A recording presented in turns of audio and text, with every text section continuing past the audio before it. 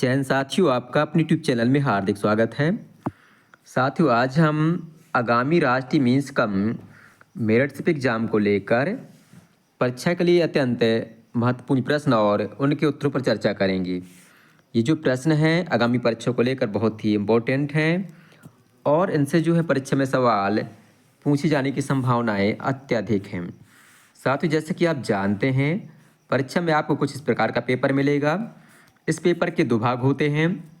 पहला भाग होता है मानसिक योग्यता का और दूसरा भाग होता है शैक्षिक योग्यता का।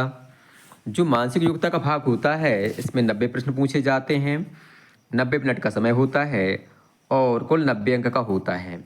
तो साथियों, आज जो है इस वीडियो के अंतर्गत हम मानसिक योग्यता के लिए अत्यंत महत्वपूर्ण प्रश्न और उनके उत्तरों पर चर्चा करेंगे। आपको बतलाएंगे इस प्रकार के प्रश्न जो हैं किस प्रकार से परीक्षा में हल किए जाते हैं।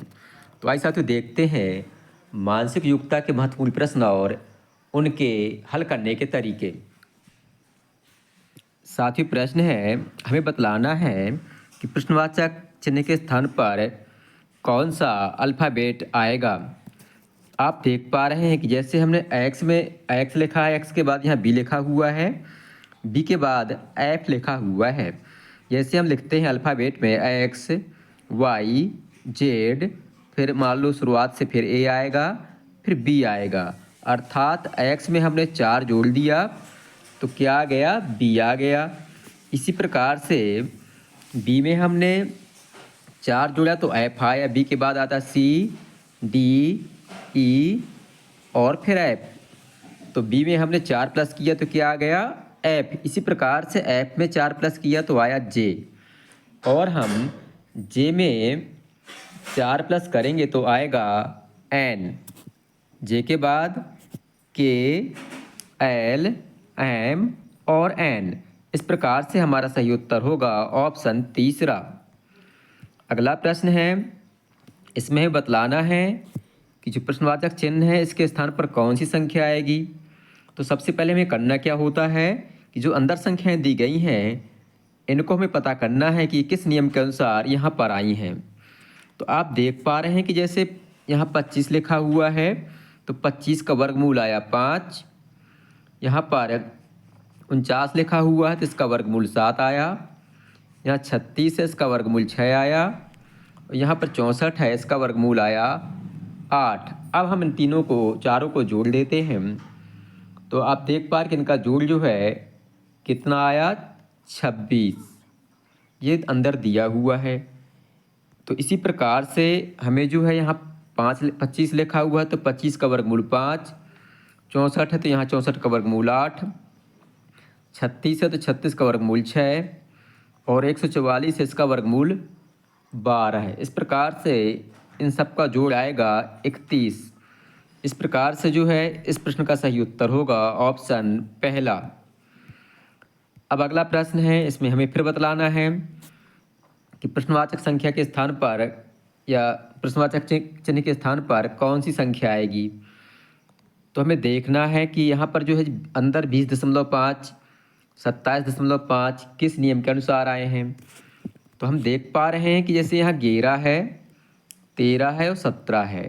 तो 11 धन 13 धन 17 तीनों को जोड़ दिया हमने तो इनका जोड़ आया 41। 41 में हमने 2 का भाग लगाया यानी कि आधा किया तो आया 20.5। इसी प्रकार से हमें करना क्या होगा, 16, 48 और 41 को जोड़ेंगे तो इनका जोड़ आएगा 105। 105 में हम 2 का भाग लगाएंगे तो आएगा 52.5। इस प्रकार से हमारा सही उत्तर होगा ऑप्शन तीसरा। अगला प्रश्न है, फिर हमें इसमें बतलाना है जो प्रश्नवाचक चिन्ह है यहाँ पर कौन सी संख्या आएगी। तो सबसे पहले हमें पता करना है कि 24 किस नियम से आया है, यहाँ 4 किस नियम से आया है, उसी नियम से यहाँ संख्या आएगी। तो हम देख पा रहे हैं कि जैसे 3 और 2 है, इनका गुणा किया तो कितना आया, 6। 6 का गुणा हमने 4 से किया तो आ गया 24। इसी प्रकार से यहाँ ऋण 1 है और 2 है, इनका गुणा किया तो आया ऋण 2 आया। 2 का गुणा हम ऋण 2 से करेंगे, मतलब इनका गुणा आया ऋण 2 और यहाँ ऋण 2 है तो ऋण 2 का गुणा ऋण 2 से किया तो कितना आया 4। इसी प्रकार से हमें जो करना क्या है, 5 का 6 से गुणा करेंगे तो आएगा 30। 30 का गुणा हम इस शून्य से करेंगे तो आप जानते हैं किसी संख्या में शून्य का गुणा किया जाता है तो वह संख्या शून्य हो जाती है। इस प्रकार से हमारा सही उत्तर होगा ऑप्शन चौथा शून्य। अगले प्रश्न में फिर हमें बतलाना है कि जो प्रश्नवाचक चिन्ह है इसके स्थान पर कौन सी संख्या आएगी। तो हमें पहले पता करना है कि यह 49 यहाँ 169 किस नियम से आया है। तो आप देख पा रहे हैं कि हमने इसे 3 और 4 को जोड़ा, कितना हुआ 7। 3 धन 4 हुआ 7। 7 का स्क्वायर कर देंगे तो कितना आएगा 49। इसी प्रकार से हम जो है 5 और 8 को जोड़ेंगे, 13 आया।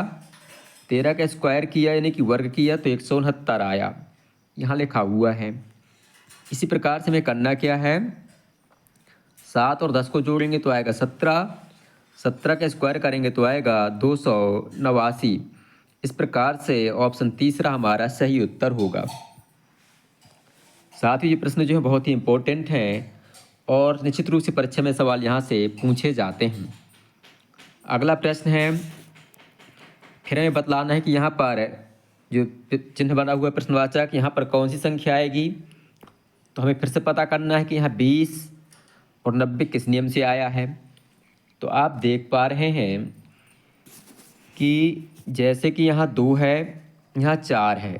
2 का स्क्वायर किया और 4 का स्क्वायर किया तो 2 का स्क्वायर किया तो आया 4 और 4 का स्क्वायर किया यानी कि वर्ग किया आया 16। 16 में 4 जोड़ दिया तो आ गया 20, जो कि लिखा हुआ है। इसी प्रकार से हमें 3 का स्क्वायर करना है, 9 आएगा। यहाँ 9 है, 9 का स्क्वायर करेंगे तो 81 आएगा। 81 और 9 जोड़ लेंगे तो आएगा 90। इसी प्रकार से आपको यहाँ 1 का वर्ग करना है तो 1 का वर्ग हमेशा 1 होता है। यहाँ 5 का वर्ग करना है तो 5 का वर्ग 25 होता है। 25 में आप 1 जोड़ लेंगे तो आएगा 26। इस प्रकार से अपना सही उत्तर होगा ऑप्शन चौथा। अगला प्रश्न है, इसमें आपको बतलाना है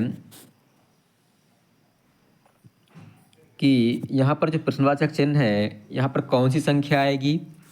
तो हमें सबसे पहले ये पता करना है कि यहाँ 9, 49 और 121 किस प्रकार से आए हैं, किस नियम से आए हैं। तो आप देख पा रहे हैं कि यहाँ 1 लिखा हुआ है, यहाँ 2 लिखा हुआ है। 1 और 2 का जोड़ किया तो आया 3। 3 का हमने स्क्वायर कर दिया तो आ गया 9, जो कि यहाँ लिखा हुआ है।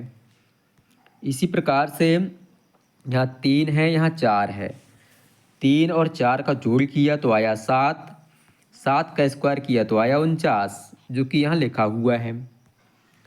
इसी प्रकार से आपको करना क्या है, यहाँ जैसे यहाँ 5 और 6 है, इनका जोड़ आया 11। 11 का स्क्वायर किया तो आएगा 121, ये लिखा हुआ है। तो इसी प्रकार से आपको यहाँ 7 और 8 को जोड़ लेना है। 7 और 8 का जोड़ होता है 15। 15 का स्क्वायर करेंगे तो आएगा 225। साथ ही इस प्रकार से हमारा सही उत्तर होगा ऑप्शन तीसरा। तो साथ ही इस प्रकार से लुप्त संख्या ज्ञात करें संबंधी ये प्रश्न पूरे होते हैं। मुझे विश्वास है कि आपको वीडियो पसंद आया होगा। वीडियो पसंद आया तो वीडियो को लाइक करें, अपने साथियों के साथ शेयर करें और हमारे चैनल को सब्सक्राइब करना बिल्कुल भी ना भूलें ताकि आगे आने वाला अपडेट आपको समय से मिल सके। धन्यवाद।